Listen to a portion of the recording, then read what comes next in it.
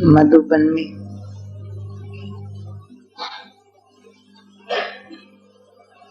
ये रूहानी मिलन कितना प्यारा लगता है।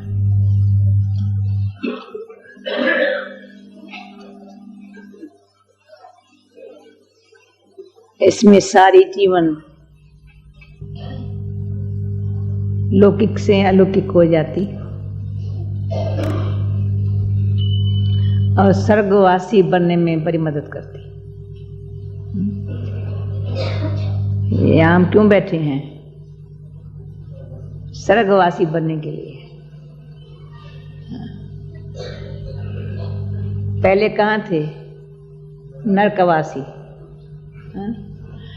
अब यहाँ पतित पावन बाबा के पास आए हैं पावन बन करके स्वर्गवासी बनने के लिए।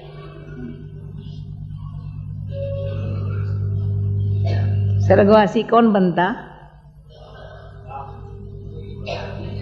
जिसको जो पहले ब्राह्मण बनता सो देवता बनने के लगन में रहता।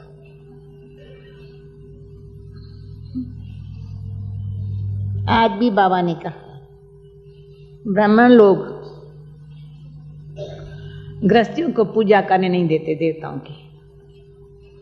है तो वो भी गृहस्थी। ब्राह्मण कौन है?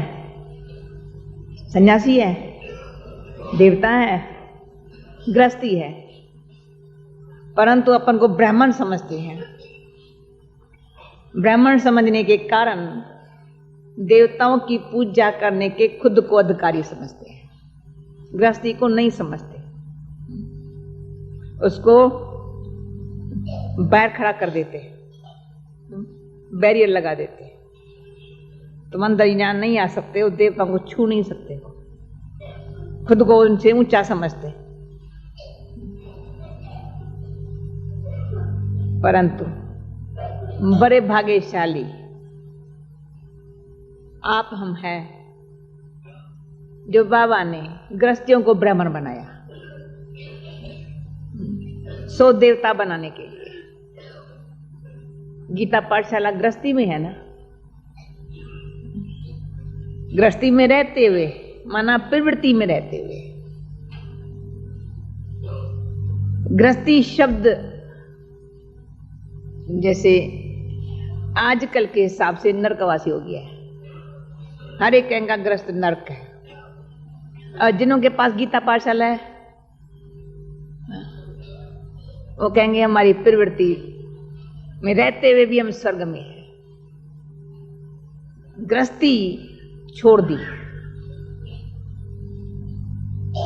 माना प्रवृत्ति में रहते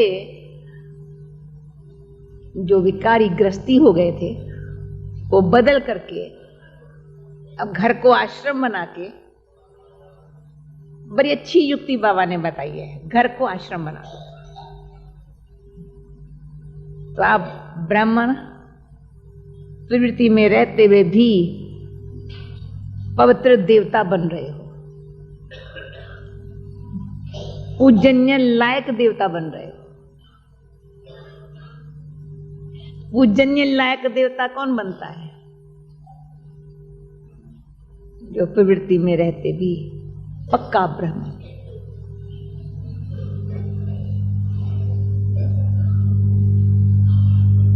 ब्राह्मण वो जिसकी भाषा, जिसका खान पान, जिसका रहन सहन शुद्ध हो और हर बात में रूहानियत हो। शुद्धि स्थूल, खान पान की शुद्धि स्थूल, स्नान पानी की शुद्धि स्थूल, स्थूल कहेंगे ना प्रवृत्ति में, और अंदर की रूहानियत की शुद्धि। दोनों शुद्धि जब आपस में मिलती है तो बड़ा सुंदर अपने आप को ऐसा महसूस करते हैं जैसे बाबा ने कहा। ये बाबा कहते हैं मैं भगवान नहीं हूं परंतु भगवान के समीप हूं। देखो बाबा कितना सुंदर शब्द बोला, भगवान नहीं हूं, अपने आप सभी कुछ करके अपना आप छिपाया। तो जिसके द्वारा कराया, किया किसने? किया इसने, कराया उसने। तभी तो हमने करण करावनहार के राज को जाना। कैसे वो हमारा बाप करण करावनहार है। ये कहता है वो सब कुछ करता है, वो कहता है ये करता है। हमको कई बार इसी एक शब्द से ही अंदर से हंसी आती है। हम कहते हैं शिव बाबा के भंडारे से ब्रह्मा भोजन खा रहे हैं। क्या नाम लिया? शिव बाबा का भंडारा। यज्ञ किसका? शिव बाबा का भंडारा। और खा रहे हैं ब्रह्मा भोजन।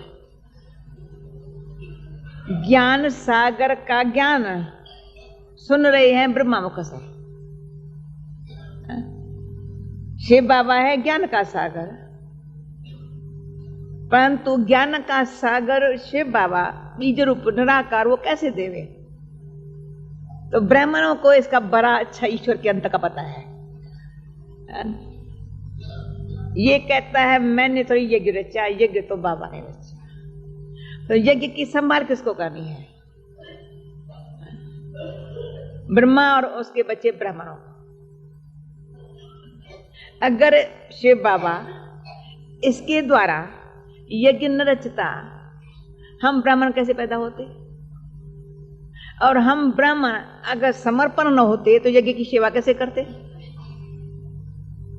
बाहर से तो कोई ब्राह्मण आएंगे नहीं, बाहर सब शूद्र। भगवान के यज्ञ की सेवा कौन करे? ब्राह्मण। ब्राह्मण कहां से आवे? जब ब्रह्मा मुख से पैदा होवे। और ब्रह्मा कहां से आवे? जब शिव बाबा उसको अपना बनावे। कितना बड़ी भारी वंडरफुल एक ईश्वर की रचना, कितनी सुंदर रची हुई है, जिस अंत को हम बच्चों ने जाना, जिसके लिए ऋषि मुनि कहते बेअंत बेअंत बेअंत। और हम क्या कहते हैं? बेअंत। जिसको सब बेअंत समझते उसका अंत हमने पा लिया। क्या अंत पाया? भगवान ने सृष्टि कैसे रची? भगवान को संकल्प उठा नई सृष्टि रचने का। कैसे भगवान को संकल्प उठा हम जानते हैं। समय आया, शिव बाबा को संकल्प उठा, इसको अपना बना लिया।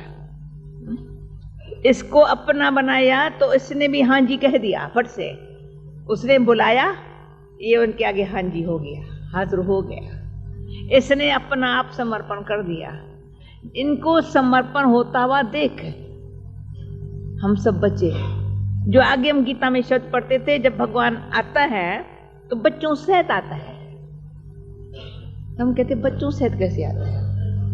ये तो एक बड़ी सुंदर लीला हम लोगों ने आंखों से देखी और प्रैक्टिकली बाप के संग इस लीला में पाठ बजाया।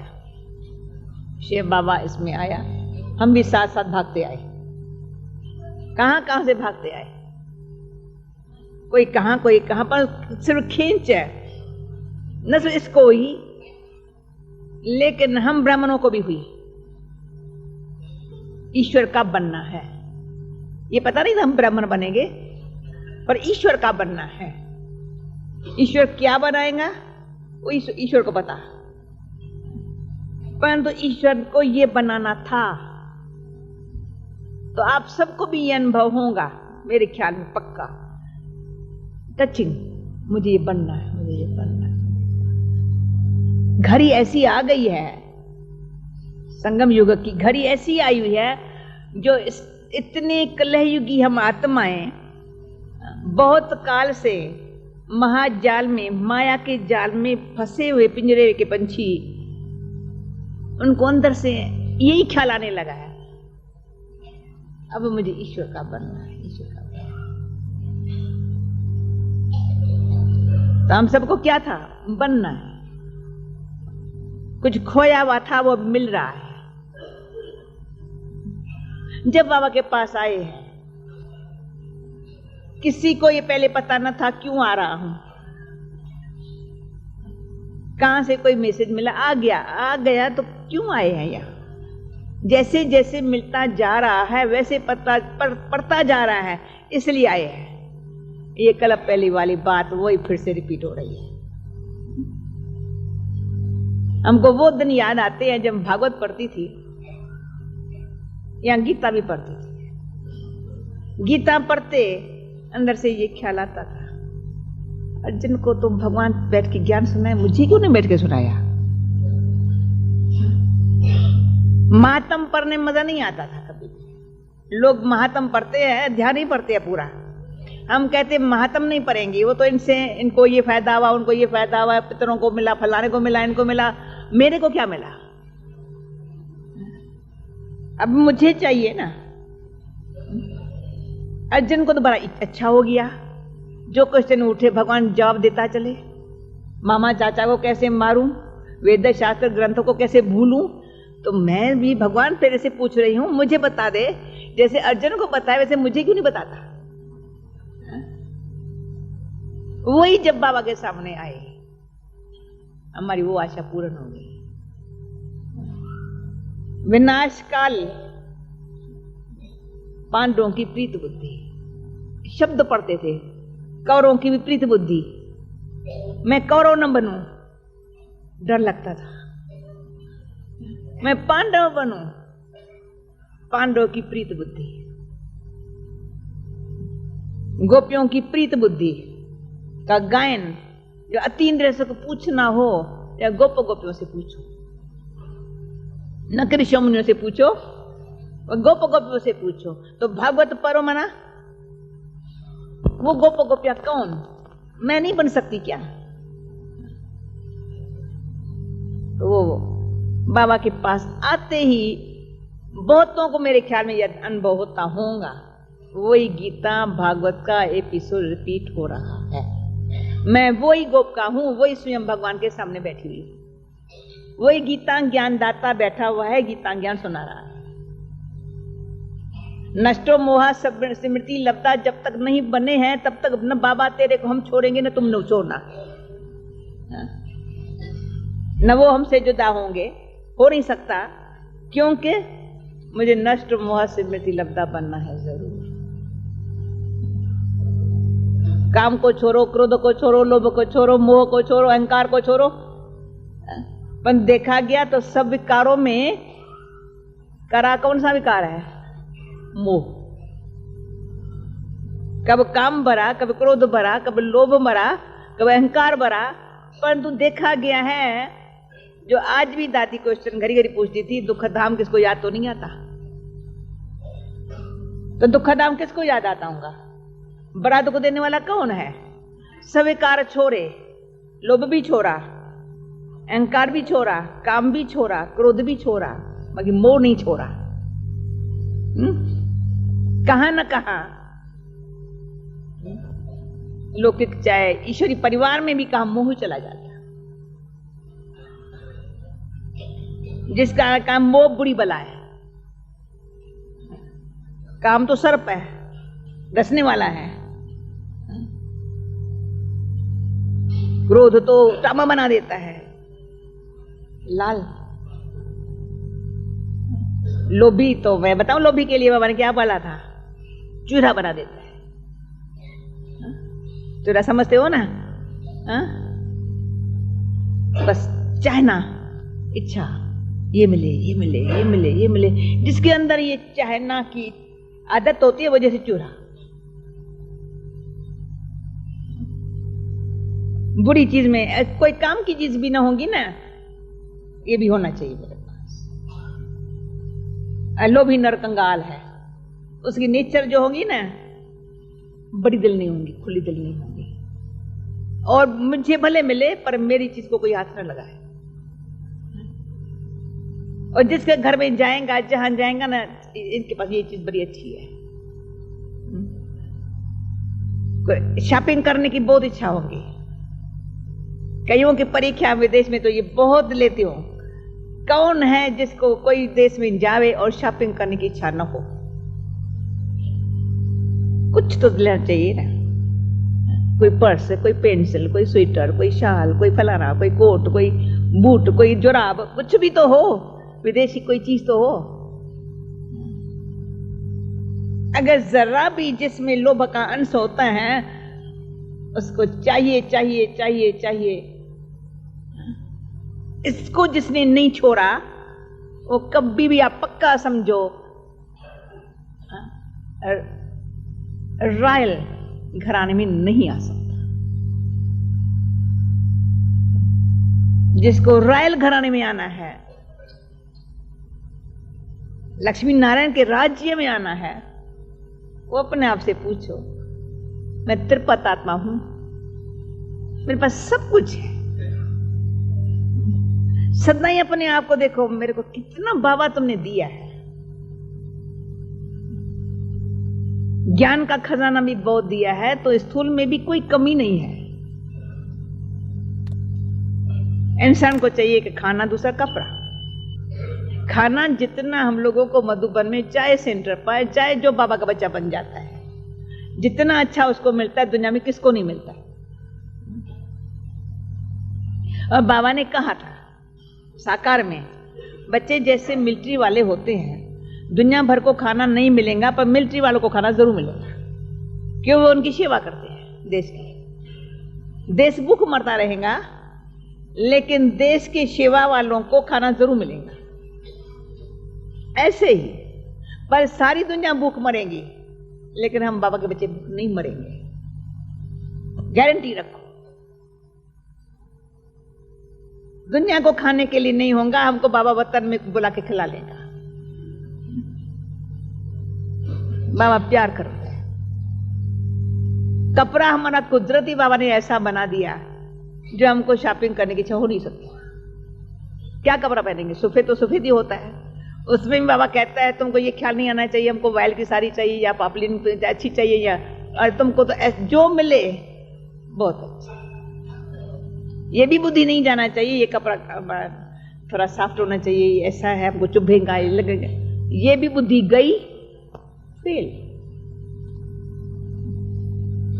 अगर हमको अच्छी तरह से ऊंच पद पाना है तो चाहना को भी छोड़ना है, इच्छा कोई प्रकार की ना हो, न आशा है, न तृष्णा है, न इच्छा है, कुछ नहीं है। सिर्फ अटेंशन है तो पढ़ाई में है।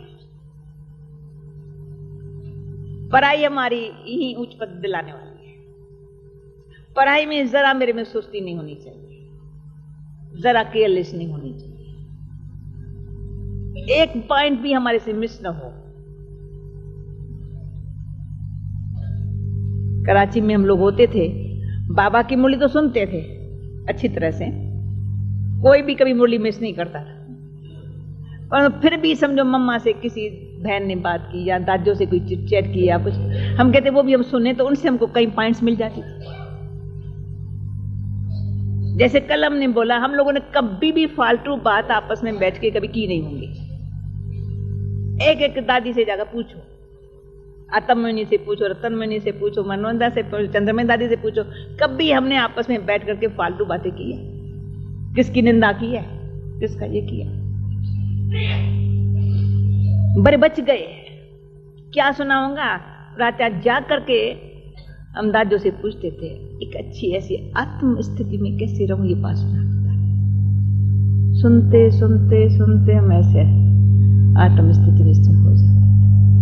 कोई बाबा के चरित्र सुनाओ, बाबा के चरित्र सुनते सुनते सुनते कहते थे ऐसे सब भगवान के चरित्र सुनते सुनते प्राण तन से निकले। यही बुद्धि में बात हो, भगवान के चरित्र सुनना है, भगवान का ज्ञान सुनना है। संगम युग की घड़ी हमारी कैसी सफली हो गई, त्याग भावना में हमारे इतने श्रेष्ठ हो गए, सदा खुश कैसे रहे।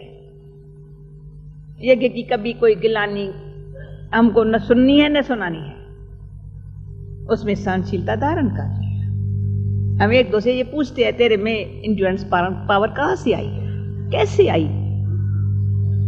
हम कहते भगवान के निश्चय से आई है, भगवान के घर बैठे हुए हैं, भगवान के पास बैठे हुए हैं, भगवान की पढ़ाई पढ़ रहे हैं, भगवान के घर जा रहे हैं, फिर स्वर्ग में आने वाले हैं। ये निश्चय है, न सिर्फ मुख से बोलने वाला निश्चय है, निश्चय से लाइफ पास की हुई है। 50 बरस, कभी सोचो तो सही, 50 बरस की लाइफ किस आधार से पास हुई? एक निश्चय। निश्चय बुद्धि से विजय होती आ रही है, वैजंती माला में आ गए हैं। जब आए थे तो माला का पता भी नहीं था, माला फेर नहीं जानते थे, पर माला के प्रभु के गले माला बन जाएंगे ये तो पता भी नहीं था। तो प्रभु ने बैठ के हम बच्चों को माला का मन का बनाया, एक एक को बैठ करके। गीता ने चुन चुन के माला बनाई है, लाखों करोड़ों में से बाबा ने चुन चुन के हमको बैठ के माला का मन का बनाया है। अभी मन को बैठ के ख्याल करना है, हम वैजयंती माला में कैसे इतना लायक बनो, इतना स्नेह का सूत्र भी बहुत पक्का हो, अटेंशन हो, मुझे विजयी बनना है। और विजयी का आधार है प्रीत बुद्धि, प्रीत बुद्धि का आधार है निश्चय। निश्चय बुद्धि विजयंती, निश्चय बुद्धि है तो प्रीत बुद्धि है, प्रीत बुद्धि है तो विजयंती है। निश्चय की कमी होगी तो जरूर कोई डाउट है जो प्रीत नहीं है। प्रीत नहीं है तो या तो कोई व्यक्तियों में या कोई वैभव में के साथ प्रीत है, जो बार बार दादी ने दोहराया, दुख धाम तो याद नहीं आता। हर एक सच्ची सच्ची दिल से अपने आप से पूछे, मुझे दिखाई पड़ता है ये दुख धाम है, वो शांति धाम है, वो सुख धाम है।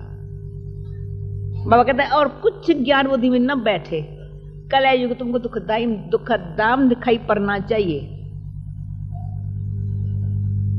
शांति धाम जाना है ये याद रहे, वापस सुख धाम में आना है, उसके लिए मुझे लायक बनना है। पीछे ऐसे नहीं देखो, पीछे देखा माना कलयुग है, सामने बाबा को देखो। लक्ष्य को दिमाग में रखो,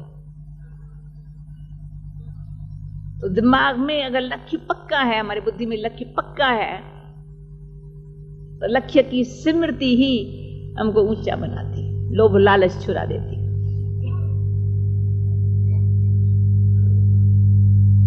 आप हर एक मुरली में बाबा की कितनी अच्छी शिक्षा मिलती, कोई लोभ नहीं रखो, कोई मोह नहीं रखो, कभी क्रोध नहीं करो। खास बाबा ने गीता पाठशाला वालों को बुलाया, क्यों? निमित्त बने हुए को बहुत ध्यान रखना, भले 4 का स्टूडेंट्स का निमित्त है, 10 का है, 20 का है, बहुत ध्यान रखना। 5 विकारों की कोई अंश मेरे पास न हो, मैं निमित्त बना हुआ। निमित्त बने हुए को अच्छी स्टडी भी करना है, अच्छा योग भी लगाना है, अच्छा निरंकारी भी पूरा कंप्लीट बनना है। अहंकार की अंश न, कभी रोब न दिखाए। निमित्त बनना माना सेवाधारी बनना है। और जहां जो निमित्त बनता है तो निमित्त बनने से सावधान ज्यादा रहते हैं। समझो घर में गीता पाठशाला न होती तो आप 5 बजे कैसे उठेंगे? जरूर 4 बजे उठेंगे, लोग आएंगे। हमारे पास कोई 4 बजे योग करने आएगा तो हमको 3:30 जरूर दरवाजा खोल के रखना पड़ेगा। अटेंशन से खुद को पहले बैठना है, ऐसे नहीं दरवाजा खुलका उसके बाद मैं रेडी हो जाऊं, ये तो अच्छी नहीं बात है। मुझे जरूर एक्यूरेट खुद को रहना पड़ेगा जो निमित्त बना हुआ है। तो निमित्त हमको परा बनने के कारण परा कल्याण हो जाता है। औरों के सदके खुद का सुधार हो जाता है। मुरली ठीक ध्यान से पर नहीं होती, परा नहीं होती। मेरे ख्याल में 20-25 वर्ष पहले जब गीता पाठशालाएं खुलना शुरू हुई थी, तभी ये गीता पाठशाला वालों को दादी ने बुलाया था। मैं समझ बाबा के अव्यक्त होने के पहले यहां वो आए थे। फिर हमने देखा गीता पाठशाला खोलने से थोड़ा सुस्त हो गए थे। बड़े सेंटर पर जाना कहेंगे, अभी पहले वो रेगुलर जाते थे। घर में गीता पाठशाला खुली तो घर में बैठ गए। तो फिर मैंने 2-3 को देखा, जब वो सेंटर पर जाते थे तो उनकी अवस्था बहुत अच्छी थी। जब घर में पढ़ना शुरू कर दिया तो वही उसकी लौकिक पत्नी होंगी, वो मूल्य उसको सुनाएंगी, तो किस तरह से सुनेगा, या टीचर सुनाएंगी, वो कैसे सुनेगा, फर्क पड़ता है बहुत। तो हमने राय दी थी, भले गीता पाठशाला घर में खुली है, आप मेन सेंटर पर क्लास करने आओ। लंदन में वो सिस्टम है, भले घर में गीता पाठशाला होंगी भी, वहां करेंगे, पर मेन सेंटर पर आने से कितना फायदा होता है उसको कभी भूल नहीं जाना चाहिए। ऐसे जाते हैं ना, बहुत अच्छा, किधर भी बड़ा जो मेन सेंटर उस पर जाते हैं, हाँ बहुत अच्छा। तो ये बात बहुत ध्यान, क्योंकि जैसे अब मधुबन में आप आते हो, सेंटर पर रहेंगे, सेंटर की पढ़ाई मधुबन के पढ़ाई में बड़ा फर्क है। क्यों, यहां हम ज्यादा अलर्ट रहते हैं, सुबह से लेकर रात तक हम कहते हैं यहां तो और तो कोई काम नहीं, क्यों न पढ़ाई खूब पढ़े, क्यों न खूब योग लगाएं, योग लगाने का बहुत फायदा मिलता है, 1-2 से क्यों न गुण उठाएं। तो ये, और सेंटर पर जाएंगे तो सेंटर से बड़ों से बड़ा हमारा अच्छा कनेक्शन होगा, हमारी ज्यादा उन्नति होंगी, बहुत सीखने की भावना सदा रहेंगी। नहीं तो छोटे छोटे सेंटर पर रहते या गीता पाठशाला चलाते, हम सीखने की भावना कम हो जाती। ये बहुत ध्यान रखना चाहिए, जहां जीना वहां सीखना, ये कभी भूलना नहीं। सीखने की भावना वाला दूसरे को भी अच्छा सिखा सकता है। जिसकी सीखने की भावना कम होती है, उनसे कईयों को सीखने की प्रेरणा नहीं मिलती है। तो सदा ही सीखने की भावना, बाबा के पास बैठे, बाबा सिखाने वाला है, मैं नहीं सिखाने वाली हूं, ये याद रहे।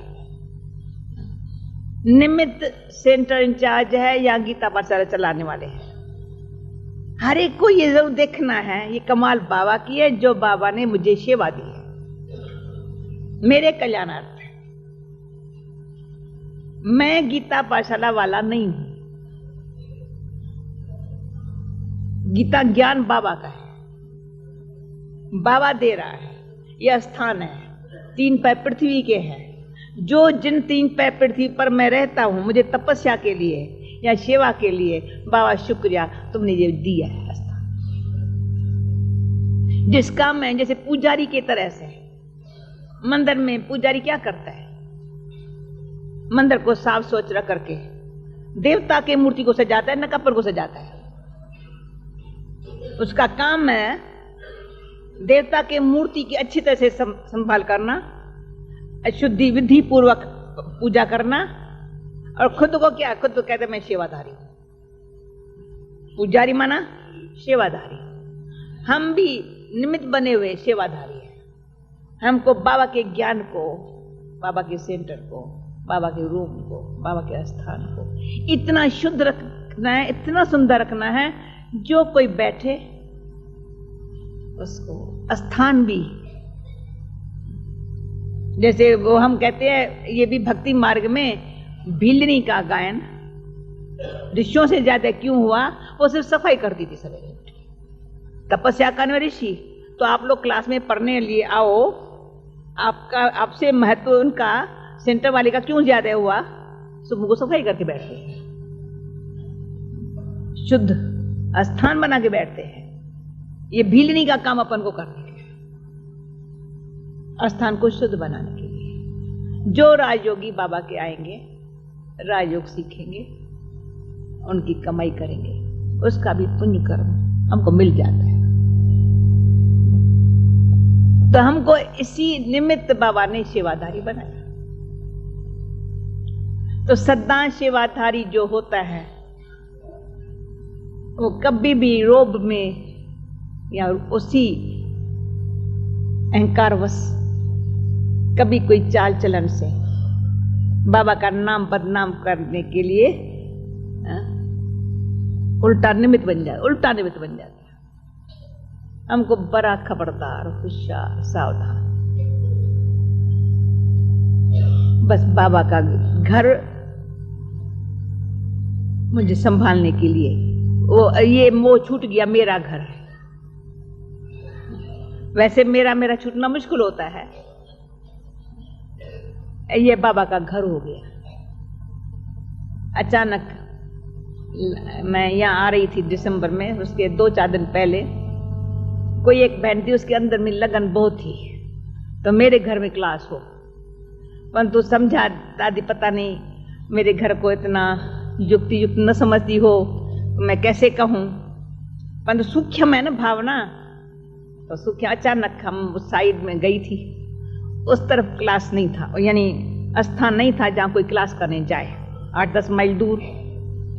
तो मैं उनके घर पहुंच गई, मुझे पता चला इसके घर यहाँ है और अच्छी अनन्य है, रोज क्लास में आने वाली है, खुद 10 माइल से रोज क्लास में आती है। मैंने कहा, मुझे अचानक देख उसको जो खुशी हुई, बात मत पूछो। मैंने कहा तुम्हारे घर में क्लास क्यों नहीं है? कहा ये दिन, ये आपका कहने के लिए मैं बहुत तपस्या कर रही आ रही हूं, मेरे घर में क्लास। मैंने कहा तुमने इतना घर को अच्छा रखा हुआ है, क्यों ना बाप के घर में क्लास? जरूर होगा। तब से लेकर के गुरुवार के दिन उसके पास माताओं का क्लास होता, भाई भी चले जाते, उसके खुशी का पारा चढ़ गया, क्योंकि मेरे घर में बाबा का घर का भाषा सबको आवे। क्यों आता है तो प्यार पैदा होता है भाई मेरे घर में, और मेहमान आते रहे, ये आते रहे, तो वातावरण कैसा था। अब इसमें भगवान के बच्चे आते मेरे घर में और ज्ञान सुनने सुनाने से तो वातावरण बड़ा शुद्ध हो जाता है। ये बड़ी भाग्य की बात है। घर घर में आश्रम हो, घर घर में गीता पाठशाला हो, परंतु साथ साथ आपस में यूनिटी बहुत हो। ऐसे नहीं वो जैसे कभी कभी हमको ख्याल आता था, पुणे में एक ही स्वामी था जयपुर का, उनके 2 शिष्य, एक टेगुराम का, एक ग्वालाल का, 2 शिष्य। अभी दोनों एक ही गली में, अभी उसके उनके पास नहीं जाएंगे, उनके पास नहीं जाएंगे चले। हम कहते हैं ये तो बहुत खराब बात है। अब मुझे पता है भक्ति मार्ग में पहले हमारा वो गुरु था, अभी उनके शिष्य निकले। अभी एक ही गली में दोनों को मंदिर है, वो उसके में नहीं जाएंगे, वो उसमें नहीं जाएंगे। कितना बुरा लगता है। हमारे यहाँ कभी भी ये ऐसा नहीं होना चाहिए। सब बाबा के बच्चे, सबको बाबा के घर के जाने हक है। बड़ा प्यार एक दूसरे ऐसा हो, ये न कभी सोचे ये फलाना, ये हमारे गीता पाठशाला का, इसमें क्यों जाता, ये तो इसके कंडीशन